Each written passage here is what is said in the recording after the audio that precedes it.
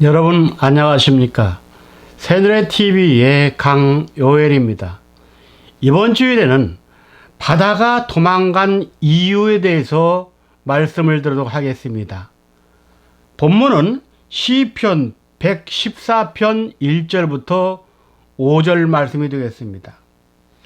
주전 1446년 애굽에서 400년 동안 종노릇하던 이스라엘 민족이 애굽에서 탈출한 사건은 오늘날 교회 생활을 하고 있는 우리들에게 하나님 나라에 들어갈 수 있는 하나의 모형적 사건이라고 할 수 있습니다.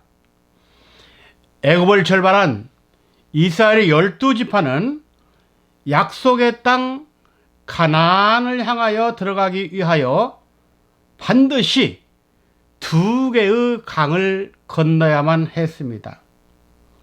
첫 번째 강은 홍해입니다. 홍해라는 뜻은 갈대바다 또는 붉은 바다라는 의미입니다. 이것을 성경적으로 해석하면 죄악된 세상 또는 요동하는 세계를 의미합니다. 이스라엘 백성들이 애굽에서 나와 광야로 들어갈 때 홍해가 갈라지고 갈라진 좌우의 물이 벽이 되어서 물을 건너는 이스라엘 민족을 보호해주는 벽으로 바뀌었습니다. 이 말씀이 출애굽기 14장 14절부터 17절에 나옵니다. 두 번째 강은 광야 생활 40년을 마치고 젖과 꿀이 흐르는 약속의 땅 가나안으로 들어가기 위해서 또 하나의 강을 건너야 되는데 그것은 요단강이었습니다. 그때에도 요단강이 갈라지는 기적적인 체험을 했다고 여호수아 3장 1절부터 17절은 말씀하고 있습니다. 요단의 뜻은 첫째, 내려가다, 겸손을 의미합니다. 두 번째, 강림하다, 임재를 뜻합니다. 불과 40년 만에 이스라엘 백성들은 바다와 강이 갈라지는 기적의 현장을 목격하고 하나님께서 진행하시는 구원의 현장을 직접 체험하게 됩니다. 이스라엘 민족에게 홍해와 요단강이 갈라지는 섭리는 마지막 천국을 향해서 신앙 노정을 떠나는 우리들에게도 반드시 거쳐야 하는 또는 반드시 건너야 하는 사건을 상징적으로 말씀해 주는 것입니다. 하나님께서 어떠한 뜻을 두고 이스라엘 백성들에게 이처럼 엄청난 기적을 행하셨을까요? 그 구속사적 의미를 살펴보도록 하겠습니다. 먼저 일대지 홍해와 요단강 도강의 의미입니다. 그 가운데 첫 번째, 홍해가 갈라진 것은 죄를 씻어 성별의 축복을 주시기 위함입니다.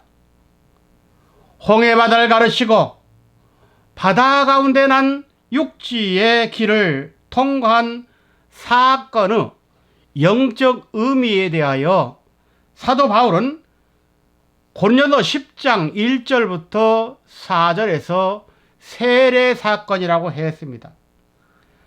바다 가운데로 지나며 모세에게 속하여 다 구름과 바다에서 세례를 받았다 했습니다. 하나님은 큰 동풍을 통해 바닷물을 벽처럼 서게 하셨고 이스라엘을 보호하는 보호막이 되게 하셨습니다. 그 홍해 가운데로 난 길을 육지처럼 걸어서 무사히 애굽 군대와 소나기를 벗어난 사건에 대해 사도 바울은 세례 사건으로 설명했던 것입니다. 그러므로 갈라진 홍해의 바닷길을 건넌 사건은 영적으로 하면 이스라엘 전 민족에게 한꺼번에 물 세례를 주는 사건이라고 말할 수 있습니다. 그렇다면 왜 이스라엘 백성들에게 물 세례를 주었을까요? 그것은 먼저 죄 씻음의 표징입니다. 세례는 천국에 들어가기 전에 세상 애굽에서 지었던 모든 죄악을 물로 씻어서 깨끗하게 하는 예식입니다. 마가복음 3장 4절에 세례 요한은 죄사함을 받게 하는 회개 세례를 요단강에서 전파했다고 했습니다. 따라서 갈라진 홍해 속을 통과한다는 것은 이스라엘 민족들이 애굽에서 살면서 400년 동안 지은 죄를 깨끗하게 씻어낸다는 의미입니다. 다음으로 세례는 사람이 선한 양심을 회복하여 하나님을 향하여 찾아가는 것을 의미합니다. 베드로전서 3장 21절입니다. 선한 양심이 하나님을 향하여 찾아가는 것이라. 이렇게 이스라엘 민족에게 홍해를 건너게 하신 것은 세상의 모든 죄를 씻어버린 후 선한 양심을 회복시켜서 하나님을 향하여 천국을 향하여 찾아가도록 하기 위한 예식이었던 것입니다. 신약시대에 세례 요한의 세례와도 같은 의미입니다. 바로 이 말씀이 마태복음 3장에 기록되어 있습니다. 그 다음 홍해를 건넌 후 요단강을 건너야 했습니다. 이 뜻은 영원한 하늘나라에 들어가기 위해서는 완전한 성별, 즉 성화의 은혜를 받아야 된다는 말입니다. 요단강 도강은 성령 세례를 의미합니다. 가나안 땅은 죄로 오염된 상태로는 누구든지 들어갈 수 없는 신령한 땅입니다. 그래서 40년 광야 생활을 하는 동안 지은 죄를 청산해야 했습니다.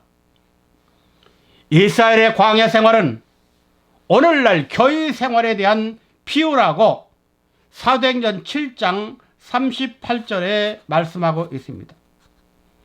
우리는 구세주 예수 그리스도를 믿는 교회 생활을 하면서도 알게 모르게 수많은 죄를 짓고 있습니다. 이것은 마치 이스라엘 민족이 광야에서 목마르다, 배고프다, 고기가 먹고 싶다, 수박과 마늘이 먹고 싶다 하면서 애굽을 그리워했습니다. 모세가 시내산에 올라가서 십계명을 받기 위해 40일 동안 금식하고 있을 때 그들은 산 아래에서 금송아지 우상을 만들고 먹고 마시며 간음 생활을 했습니다. 이런 모든 죄와 악의 생활을 청산해야 하는 장소가 바로 요단강입니다.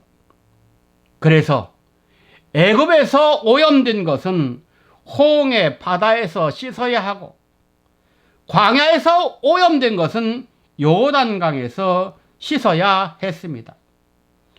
이와 같이 마지막 종말을 살아가는 우리 성도들에게도 홍해 바다의 씻음과 요단강의 성별이 있어야 한다는 말입니다. 홍해 통과는 중생의 길이고 요단강 통과는 성령 충만을 상징합니다. 바로 세상을 살아가고 있는 우리들의 구원 여정인 것입니다. 중생에서 시작하여 성화와 영화로 완성되는 구원의 여정을 하나님께서는 출애굽과 가나안 입성의 과정을 통해 이스라엘 백성들에게 현장 교육을 시켜줬던 것입니다. 이에 대하여 예수님은 유대의 관원인 니고데모에게 다음과 같이 말씀했습니다. 요한복음 3장 5절 물과 성령으로 거듭나지 아니하면 하나님 나라에 들어갈 수 없느니라 했습니다. 두 번째 대지는 이 두 강을 건너려면 반드시 필요한 것이 있습니다. 하나님은 그냥 건너게 하지 않습니다. 반드시 필요한 조건을 갖춰야 됩니다. 첫째, 모세를 선두로 해서 홍해를 건널 때 하나님은 모세에게 지팡이를 바다 위로 내밀라고 출애굽기 14장 16절에서는 말씀합니다. 애굽에서 탈출한 이스라엘 백성들이 홍해를 건너기 위해서는 반드시 지팡이가 필요하다는 것을 가르쳐주고 있습니다. 여기서 모세가 들고 있는 지팡이는 하나님을 상징한다고 출애굽기 4장 20절에 말씀합니다. 지팡이는 세 가지 의미를 가지고 있습니다. 첫째, 인도한다는 뜻입니다. 이 말은 우리를 천국으로 인도하시는 분은 하나님이라는 말입니다. 두 번째는 의지한다는 말입니다. 이 말씀은 험한 세상에서 절대 우리가 신뢰하고 믿고 의지할 분은 하나님 한 분이라는 말입니다. 세 번째, 불의를 제거한다는 말입니다. 죄와 사망과 또한 마귀를 모두 처리해 주시는 분은 하나님이라는 말입니다. 그래서 행위의 조상 야곱은 지팡이 하나만 의지하면서 살았다고 창세기 32장 10절에 고백하고 있습니다. 다음으로 여호수아를 선두로 하여 요단강을 건널 때는 제사장들이 어깨에 맨 법궤를 앞세우고 건넜다고 여호수아 3장 17절은 말씀합니다. 언약궤가 무엇입니까?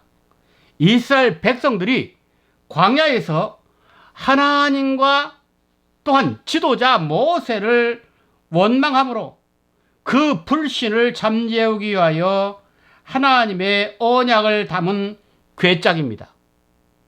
그 언약궤 속에는 세 가지 성물이 담겨 있는데 히브리 9장 3절에 나와 있습니다. 만나를 담은 금항아리, 아론의 쌍난 지팡이, 언약의 비석들, 이렇게 말씀합니다.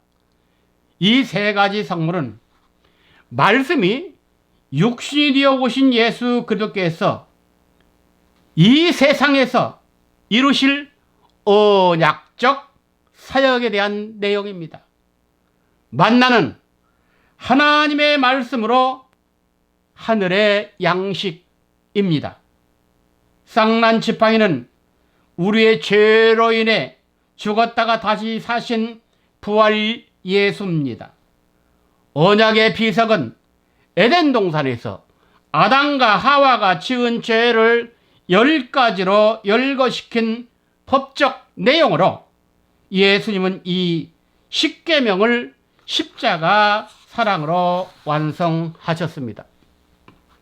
이처럼 애굽에서 약속의 땅 가나안까지 가는 도정은 힘도 들지만 반드시 갖추어야 할 조건들도 있다는 말입니다.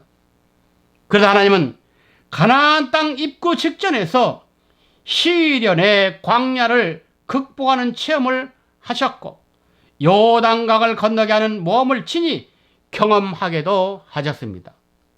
우리들도 이 땅에서 영원한 천국을 향하여 입성하기 전에 먼저 신령한 지팡이를 들고 홍해를 건너야 됩니다.